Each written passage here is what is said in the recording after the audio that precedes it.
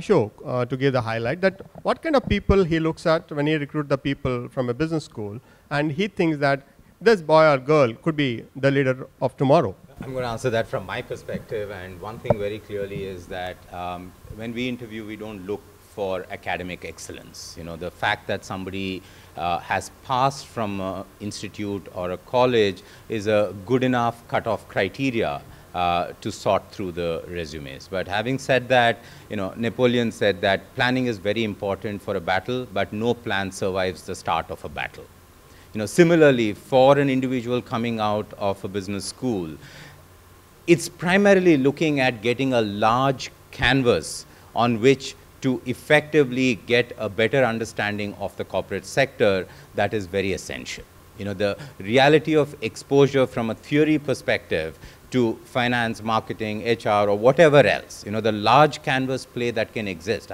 I'm a marketing/finance MBA who went on to becoming an HR professional, you know, but it's just the framework of an understanding that is very essential, and the fundamentals that drive the element of the choices that individuals make at a later stage. I think primarily what we look at when we are evaluating candidates in interviews, whether it be for a leadership position or whether it be for an entry-level position, is the fire in the belly. You know, does the individual have the aptitude to wanting to do more? Do they have the ability to question the current status quo? You know, it's what we tend to flip in saying the non-cognitive skills of teamwork, of emotional apathy, the aspect of ability to stand in someone else's shoes and evaluate the decision points is important, is what we look at from an individual's perspective.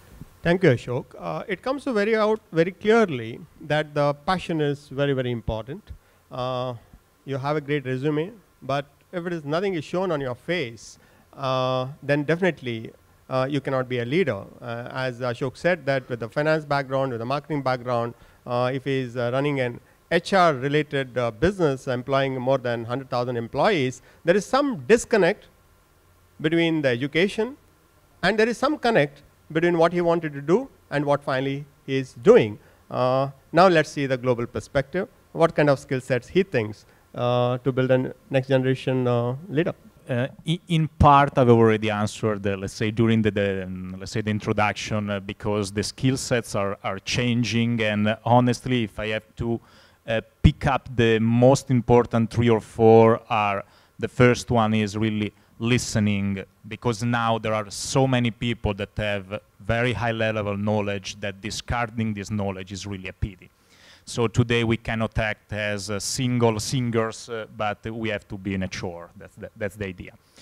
The second one, as already mentioned, is again, let's look at all the variables that are in your environment, because they are much more than in the past, and you have to balance and to measure trade-off. Another thing that, in my opinion, and not only in my opinion, is really important, is being really practical. Unfortunately, we have seen so many leaders that create huge disasters in many companies because they are too distant from the real world. It means sometimes I'm scared when the people say, no, this is too operational, you know, I am a strategic thinking. Yes, and so you create big, really big problems to your company. I agree with you.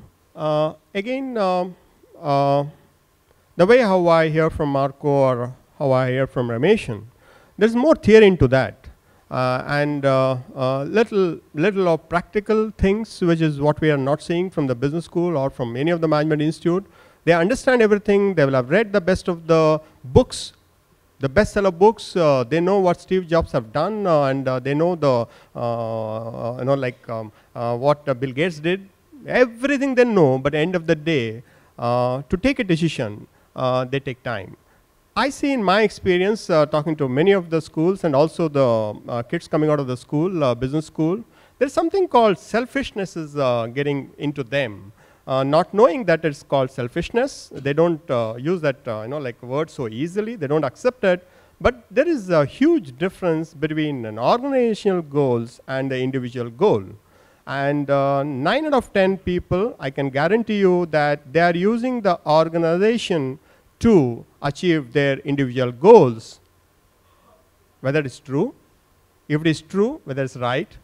If it is right, then where are we in the next generation as far as the organization is concerned? So questions to Ashok.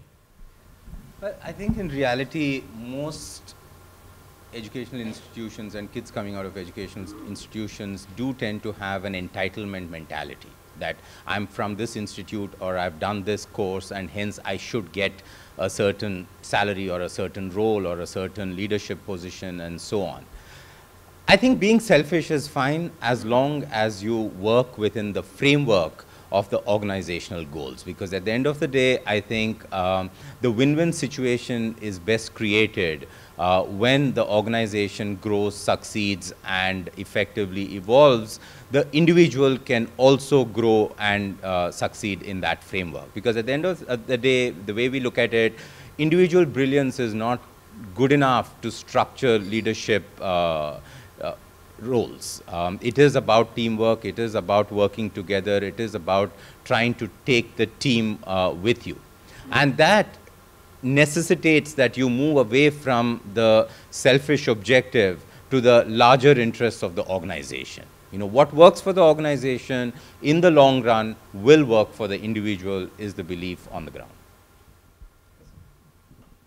I think selfishness is the core of all desire to achieve. What we call ambition is coming out of the selfishness. If somebody says that he is a selfless leader or selfless person, I would not agree. So it's not that there is somebody out there, a leader out there, whether in corporate sector or politics, who is selfless. Everybody is selfish. But as Mr. Ashok said, how the selfishness is directed, that is the most important thing. When I am selfish for positions and so on, I will also have ambition. If this ambition is also channeled to a kind of team effort, I am sure every organization the person is associated with is going to also achieve things for itself. So according to Professor Rameshan, it's not the word selfishness, it is ambition. But it is the same. As I see from a corporate world, what makes us to put our resources behind a person who is not committed for beyond 3 years? What makes us to send him for advanced management programs to Harvard and Wharton if he is not committed to stay with us? How will I convince my board that I have a talent pool of 25 people, but I'm not sure how long they stay? So from the corporate world, for us, if a seed is great, we are willing to put anything is required to make it a great tree and get seeds out of that fruit and then tree and build a garden. And that's the way how we see from a corporate world. From the institutional point of view, from professor's point of view, if you feel that if everybody can do what they want to do, then from building a leadership, academically it is different, but when you come to a corporate world or when you go to any other organization, there is some kind of a disconnect. It is just for all of you to understand, and I'm sure you'll agree with that. Marco, your view? Let's try to take a little different perspective. Let's say, I can say selfishness can be really correlated also with being, let's say, so grow in a company, so being ambitious. Yes, there is a correlation. I don't think they're exactly the same. But I can say selfishness can be dangerous for the future employers. Why? Because I've seen a lot of students that they use this approach. Since I spend a lot of money, I have first of all to, let's say, create a curriculum that is helpful for me. And it's good. The problem is you don't have the competencies to understand if the curriculum right now with the competencies that you have is good for you. So what happened? A lot of students that they follow the courses that they read on the journal, they are good courses. And so everyone is involved in finance, everyone is involved, they really enjoy strategy.